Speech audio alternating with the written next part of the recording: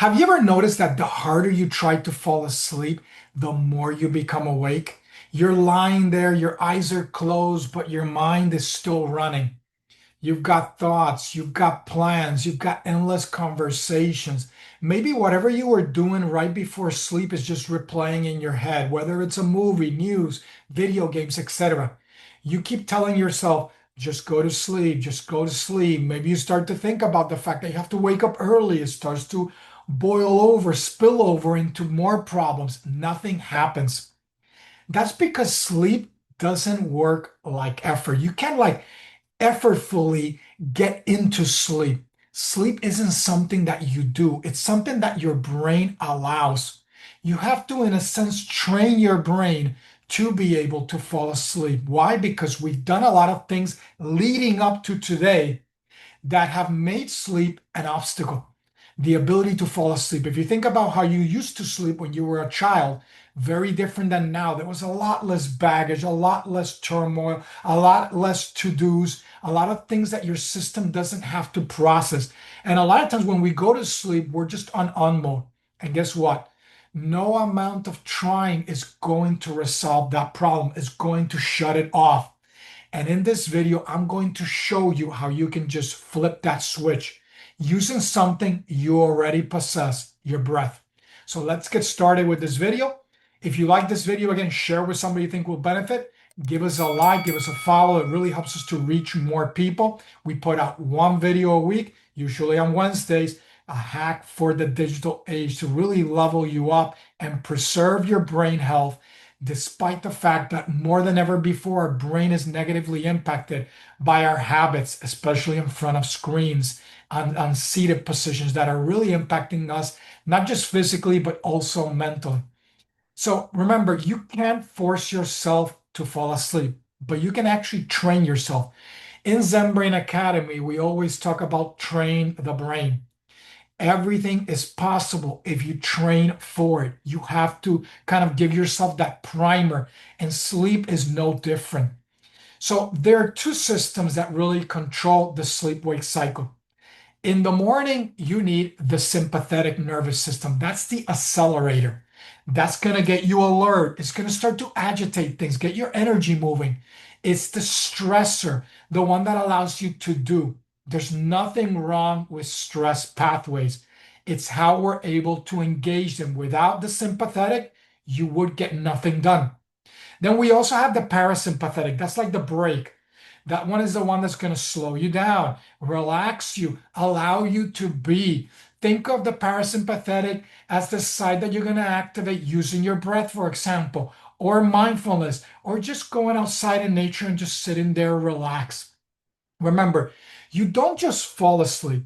Your body needs to switch states, and oftentimes we're on the sympathetic side. And because we're sending energy here all day, when the end of the day comes, it's very hard for us to send it to this side.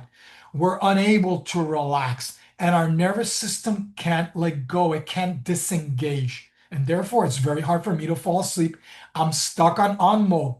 So stress is going to stay activated. You're going to stay in survival mode. You're going to stay wired. The activities that you're doing during the day, that you're doing leading up to sleep, are just going to be imprinted, replaying over and over and over.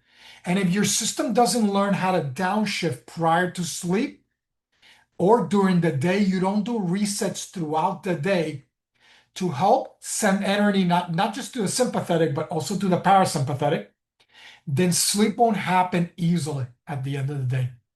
So remember, your breath is the control switch.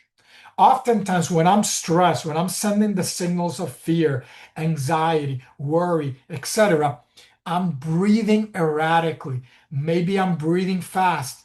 Maybe I'm holding my breath. My breath is choppy. My breath is sending signals that there's something wrong. But when you slow down your breathing, especially making that exhale long, you start to bring control over the breath. It brings a sense of calmness. Your breath is the remote control.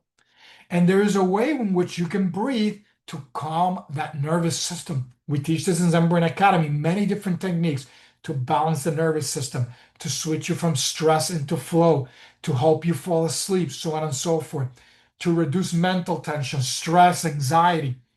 You can activate relaxation centers at will and facilitate sleep. So, for example, a good sleep signal, long exhale, it's going to start sending signals to the vagus nerve, slowing the heart rate, reducing cortisol, calming the nervous system. There's also postural things you can do that we also teach in Zen Brain Academy that are easy hacks and tricks that you can do to be able to bring relaxation responses to your nervous system very quickly to reset stress. And remember, sleep will only begin when your body feels safe. If I'm breathing in a way that's sending the wrong cues, then my body's not going to relax, it's not going to switch out of stress, survival, fear, etc., worry, replaying stuff, agitation, and I won't be able to switch into a state conducive to sleep. So, for example, I can sit by the side of my bed on the floor. If you have tile floor, it's good because it's going to be cold. The room should be cold. You want to start lowering your body temperature. You could do this also lying down. And then you do what? You will then inhale for 4 seconds, exhale for longer, maybe twice as much, 8 seconds. By doubling that exhale, you're going to activate again, send signals through the vagus nerve, is the primary driver for the parasympathetic. You're going to start to activate the parasympathetic. And during exhalation, that vagal activity is going to increase, resulting in slowing of the heart rate. You're going to start to calm yourself down. Your body's going to start to shift into that rest digest mode, into that relaxation mode. It's going to allow you to start to let go. Why is this? Why does the exhale do this? Because as lungs inflate and then deflate, you're activating stretch receptors that are detecting that stretch of not just of the lungs, but also of the rib cage, the intercostal muscles around the ribs, etc. And that's going to change signaling, and it's going to send signals that are going to reduce sympathetic output, the stress side. It's going to reduce cortisol signaling. It's going to increase calming neurotransmitters. And the result is you're going to shift into calmness, into a more sleep-ready state. You can also try the physiological sigh. You would inhale and then take a second inhale and then exhale. Almost like a sigh, like, I'm letting go. That sigh can also let out the hot air. You can do that. Take 2 inhales and then do a sigh. Put your hand on your mouth. You're going to feel it feels hot. While dissipating heat through the mouth, because when you're anxious, you're stressed, you're going and going and going, you're increasing your metabolism without realizing. That's increasing your body temperature. We talked about the body temperature issue falling asleep a little while ago. Cool temperatures, seated by the floor on the towel, allowing your body to cool down. This type of physiological sigh will be able to cool the body and aid in the calming effect. In Zen Brain Academy, I have a technique specifically designed for this that has been scientifically shown to do this. And it has an inhale and exhale through the mouth that's very specific. I think I taught it either on my social media or on a video in this channel some time ago. And if you're interested, comment below and I'll send you a description of it and a video as well to your email. If you comment below, you maybe tell me that you want the video or something of that sort.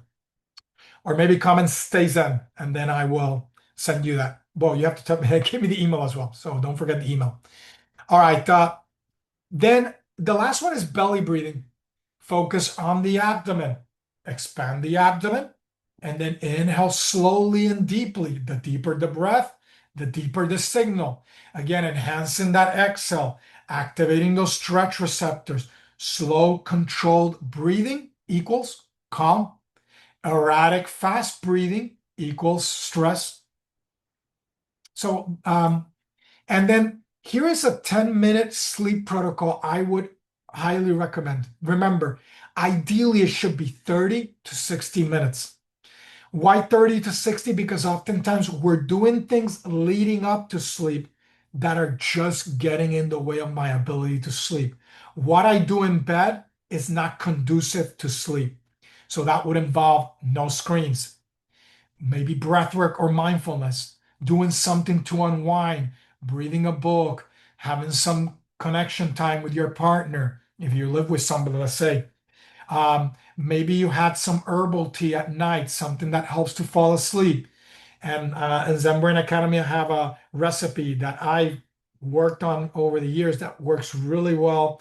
That's a tea that I make that is great for sleeping, and it's obviously not addictive or anything of that sort. You want low stimulation environments as well. You want to dim lights. You want to lower the temperature. Remember, sleep isn't random. It's a sequence. And if you do the right sequence and habits daily, when that time comes, and a half hour, an hour before sleep, at least 10 or 15 minutes before, it will really make a big difference. Why are you staying awake? Because you're doing things that stimulate you, that activate an alertness loop. You alert the brain, you stimulate the brain, it keeps you in this awake state. Your brain starts to ignore tiredness cues because you're doing something that's keeping the brain engaged. Your neurochemistry will then delay your ability to sleep. Your brain isn't tired, it's just overstimulated, and then it hasn't been trained properly to send the right signals to relaxation centers.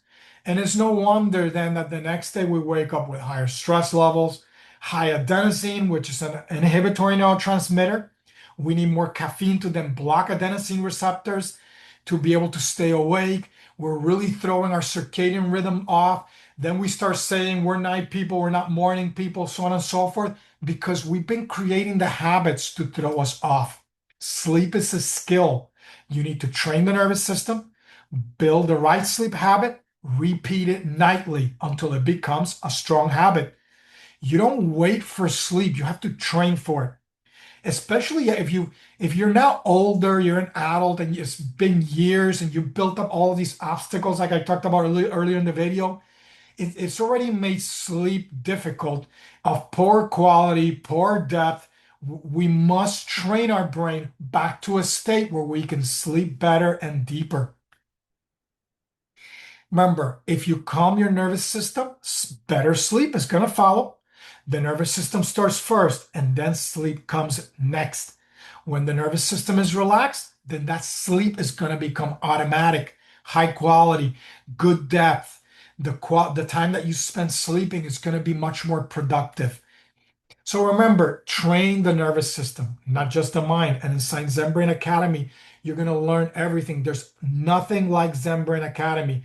It is designed for the digital age. It is designed to allow you to take advantage of the AI-powered tools and to be able to get this superhuman level up without sacrificing your mental health, your well-being, your longevity, etc. You're able to really learn from a Yale-trained neuroscientist myself, have access to all the things that I've been teaching for decades, all of my experience as well as the experience of other community, other experts, etc., to learn how to stabilize your dopamine, train your attention, sleep better, so on and so forth, regulate your nervous system. Everything starts with the nervous system. If you don't train that system, you create problems such as sleep problems. If you want to sleep deeper, recover faster, wake up clearer, this is where it starts. It starts at Zen Brain Academy. All right? I'll see you in the next video. Take care. Stay Zen.